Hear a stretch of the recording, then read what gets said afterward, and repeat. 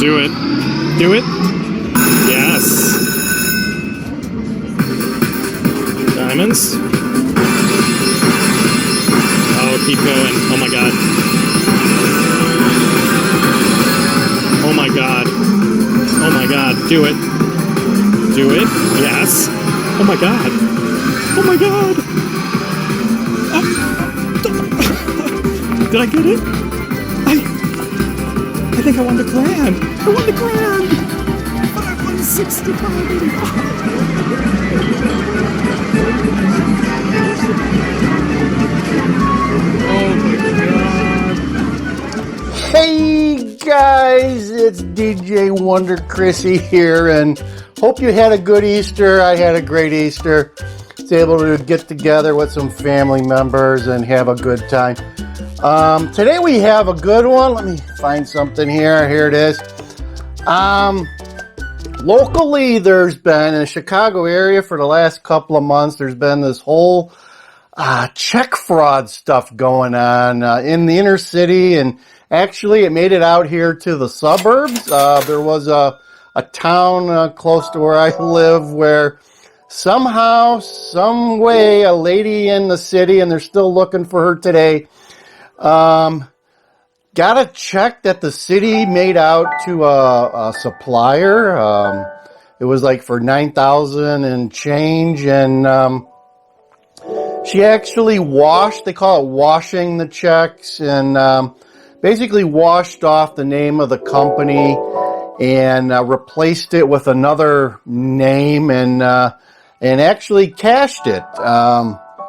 City didn't find out until the supplier called and said, hey, you know, we're still waiting for you to pay your bill that you owe us in excess of $9,000. And they looked in their records on the bank and saw that the cash was created, cash was checked, check was cashed, excuse me. And then they started doing some more investigating and find out that there was a person who had replaced the name with potentially her name, and they are now looking after her or trying to find her to charge her with a felony. This is a felony, folks. Heard stories too where people are basically getting these checks out of mailboxes in the city. They've confiscated keys from postal employees, so they have access to the blue boxes where people drop their mail, and they're just going through there, finding the ones that have checks in them and washing them.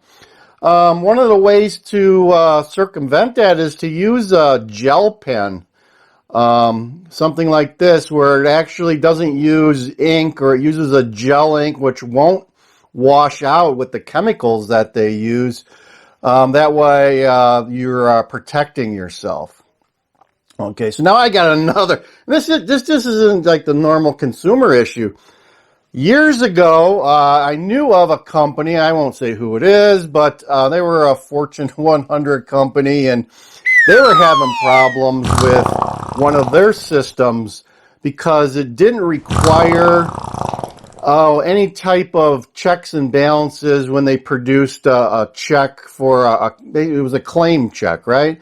So it took whatever information the people doing the claims gave it and produced a check. And the check went to the policyholder, and they were able to do what they wanted to do with it, and they went on their merry way. Well, the problem came into the equation when employees who were creating the checks figured out, hey, there's no checks and balances here. So I'll create a check for Bob, who's the policyholder, and then I'll create another check for myself, and I'll cash that myself, or maybe I have a family member I can give this to, and they'll cash it, and no one will know any different.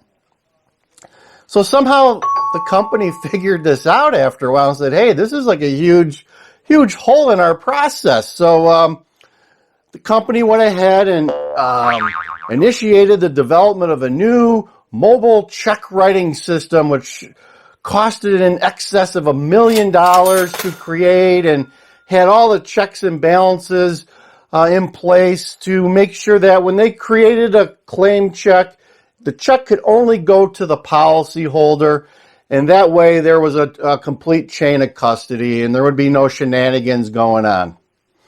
Okay, sounds good, right? Problem solved. Not really. Several months later, as they were doing some checking and auditing of the system, they found out that their employees, right, the claims professionals who were creating these checks, had found another way to once again circumvent the system and all the checks and balances. And here's how that worked. By using Post-it notes, they were able to trick the system. Yes, 2 cents of Post-it notes was able to get these employees free money from the company that they worked for. That's all it took. And here's how it worked. So these people are out in the field. They have check stock that are assigned to them. And they're able to create checks and whatever they need to do and send them or give them to policyholders. So what they would do is they would take the check stock. So this is your check stock. It's got the date, it's got who you're paying it to and the amount, and of course it's got the company signature. What they would do is they would put Post-its over where the pay to was to be printed in the system. They would create a check in the system, put the paper in their printer, and then when it came out, they would simply remove these, and then they had a check with all the information filled out properly, but it had a blank name. Now they could simply go to their home computer, take that check form, put it in their home printer, and then also put somebody else's name on there and print it and take it to the bank, I guess, right? So there you go. Didn't take much, took a little bit of an ingenuity, but it didn't cost very much to solve that one. No chemicals involved, just a couple of Post-its, and they were good. So just to reiterate, I'm not condoning this. I'm just explaining to you how it worked. I'm not really sure how they solved this this issue, other than having to go in periodic chain of events. They would have to go and look at all the images physically and see where the checks were being sent to from a physical name, and checking it up against the policyholder to make sure that there was no shenanigans going on. So there you go. I hope you had a good Easter, and don't be doing any check fraud, because like I said, it's a felony and they'll put you in jail, and you'll be going away for some time, and I'm sure they're going to make you pay it back. There's better way to make money, folks. Do it the legal way. Be legal. Be an eagle.